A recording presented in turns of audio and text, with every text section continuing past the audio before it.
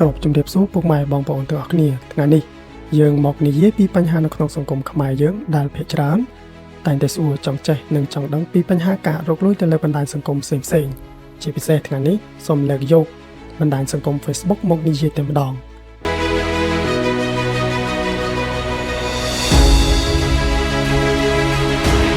ប្រទេសជិតខាងយើងមានដូចជាថៃ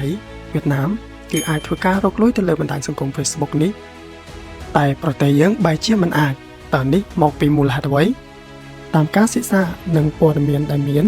មូលហេតុធំៗដែលក្រុមហ៊ុន Meta មិនទាន់បើកឲ្យមានកម្មវិធីរកលុយនៅកម្ពុជាគឺមានដូចតទៅនេះ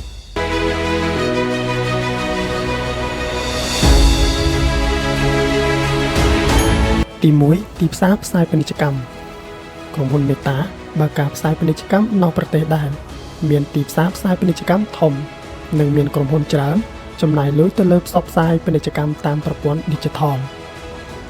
កម្ពុជាទីផ្សារតូចក្រុមហ៊ុនធំៗចំណាយទៅលើការផ្សាយពាណិជ្ជកម្មទៅលើ Facebook តើមានប៉ុន្មាន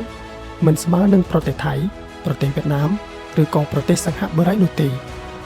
ដូច្នេះការចែកប្រាក់ចំណូលទៅកាន់ Creator នៅទីនេះអាចមិនមានប្រសិទ្ធភាពសេដ្ឋកិច្ចច្រើនសម្រាប់ក្រុមហ៊ុន Meta នោះទេ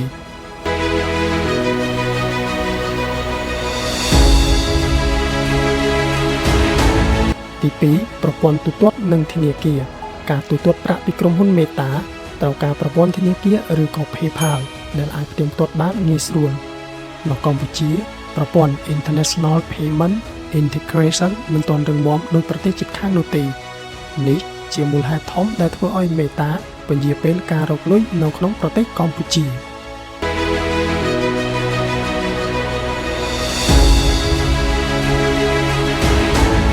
ទី3ទាក់ទងទៅនឹងបញ្ហា Content Moderation និង Policy ក្រុមហ៊ុន Meta ត្រូវត្រួតពិនិត្យកម្រិតខ្លាំងៗចំពោះ Spam, Clickbait, Misinformation និង Copyright កម្ពុជាមិនទាន់មាន Infrastructure និង Support Center ដោយប្រទេសធំៗនោះទេដូច្នេះពួកគេពិបាកគ្រប់គ្រងប្រសិនបើអនុញ្ញាតឲ្យអ្នកបង្កើតមាតិការាប់សែនអ្នកទទួលបានការរកលុយទី4ស្ថានភាពទីផ្សារទូទាំងតំបន់នៅពេលដែលក្រុមហ៊ុន Meta បើកប្រទេសថ្មីៗយើងឃើញថាពួកគេច្រើនជ្រើសរើសយកប្រទេសដែលមានប្រជាជនច្រើនរួមជាមួយនឹងសេដ្ឋកិច្ចទីផ្សារខ្លាំងមានដូចជាប្រទេសវៀតណាមឥណ្ឌាប៊ុងក្លាដេសជាដើម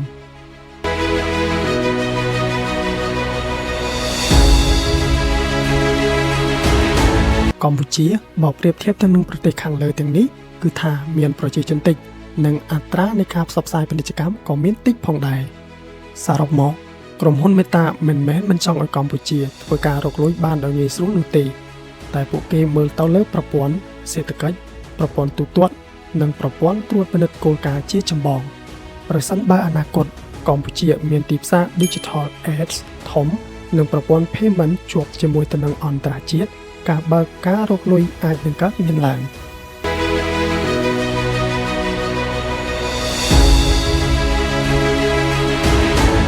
បច្ចុប្បន្ន Meta អនុញ្ញាតឲ្យរកប្រាក់តាម In-Stream Ads នៅប្រទេសជាច្រើនប៉ុន្តែកម្ពុជាមិនទាន់មាននៅក្នុងបញ្ជីប្រទេសដែលអាចប្រើ In-Stream Ads បាននោះទេនេះមានន័យថាប្រសិនបើអ្នកអាប់ឡូតវីដេអូធម្មតា3នាទីឬ1នាទីក៏ដោយគ្មានប្រាក់ចូលតាម Ads ដោយប្រទេសអាមេរិកឬក៏ប្រទេសថៃនោះទេ Facebook Reel Play Bonus Ads on Reel ក្រុមហ៊ុន Meta កំពុងពង្រីក Ads on Reel នៅប្រទេសថ្មីៗតែឥឡូវនេះក្នុងឆ្នាំ2025ប្រទេសកម្ពុជាមិនទាន់មានជាប់នៅក្នុងប្រទេសដែលអាចដាក់ Ads ទៅលើ Reel បាននោះទេប្រភពចំណូលផ្សេងៗតាម Page Facebook នៅកម្ពុជាគឺមានដូចជា Brand Collaboration Sponsorship ប្រសិនបើ Page ធំៗអាចរក Sponsor មកចង់ឲ្យអ្នកបង្ហោះ Content ដើម្បីប្រម៉ូទផលិតផលនោះការដាក់ link ទំនិញតាមវីដេអូ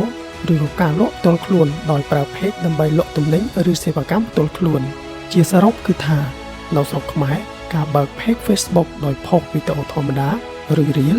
មិនអាចទទួលបានប្រាក់ពី Ads មានន័យថាការផ្សាយពាណិជ្ជកម្មដោយផ្ទាល់ពី Facebook ទេពីព្រោះក្រុមហ៊ុន Meta មិនទាន់គ្រប់គ្រងនៅក្នុងប្រទេសកម្ពុជានៅឡើយ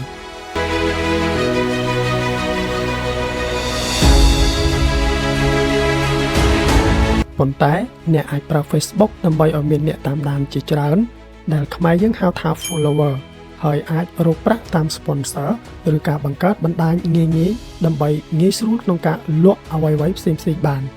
ពេលនេះយើងមកនិយាយគ្នាឲ្យច្បាស់អំពី Facebook profile គណនីផ្ទាល់ខ្លួននិង page តើមានភាពខុសគ្នាដូចម្ដេចដូច្នេះបើគិតពីអនាគតចង់ធ្វើជា content creator ឬធ្វើជាប្រព័ន្ធអាជីវកម្មត្រូវយល់ឲ្យបានច្បាស់លាស់ Facebook profile ឬហៅថាគណនីផ្ទាល់ខ្លួន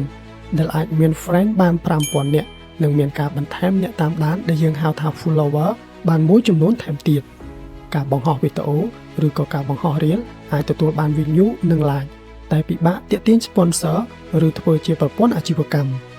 មិនមាន page insight statistic ដែលបង្ហាញអ្នកទស្សនាប្រភេទណាអត់មានមុខងារច្រើនសម្រាប់ការរកលុយដូចជា brand collab manager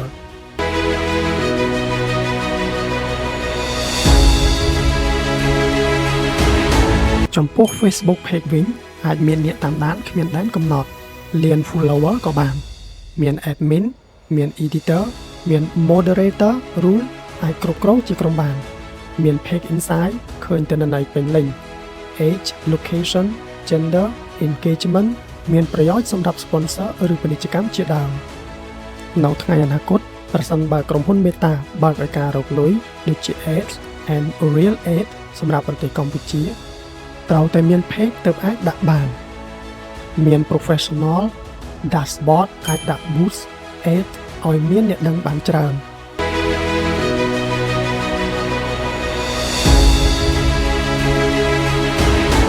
សរុបមកប្រសិនបើគ្រាន់តែចង់ post ឲ្យមិត្តភ័ក្តិនិងអ្នកស្គាល់មើល Facebook profile គឺមានការគ្រប់គ្រាន់ប៉ុន្តែប្រសិនបើគិតឲ្យបានវែងឆ្ងាយចង់ធ្វើជា content creator ឬក្រុមហ៊ុន build brand គួរប្រើ page ព្រោះវាជា official tool ដែលក្រុមហ៊ុន Meta ផ្ដល់សិទ្ធិច្រើនជាង profile និយាយកាត់ profile ល្អសម្រាប់កម្សាន្ត page ល្អសម្រាប់អាជីវកម្មនិងអនាគតសម្រាប់ការរកលុយបាទវីដេអូថ្ងៃនេះសូមសង្ខេបបញ្ចប់ទៅត្រឹមនេះបើមានចម្ងល់ឬចង់ស្វែងយល់បន្ថែមអាច comment នៅខាងក្រោមវីដេអូនេះខ្ញុំបាទនឹងជួយស្រាវចម្ងល់បងប្អូនបន្ថែមជាចុងក្រោយសូមកុំភ្លេចជួយចុច Subscribe ដើម្បីទទួលបានវីដេអូថ្មីៗជារៀងរាល់ថ្ងៃសូមអរគុណគ្រប់លា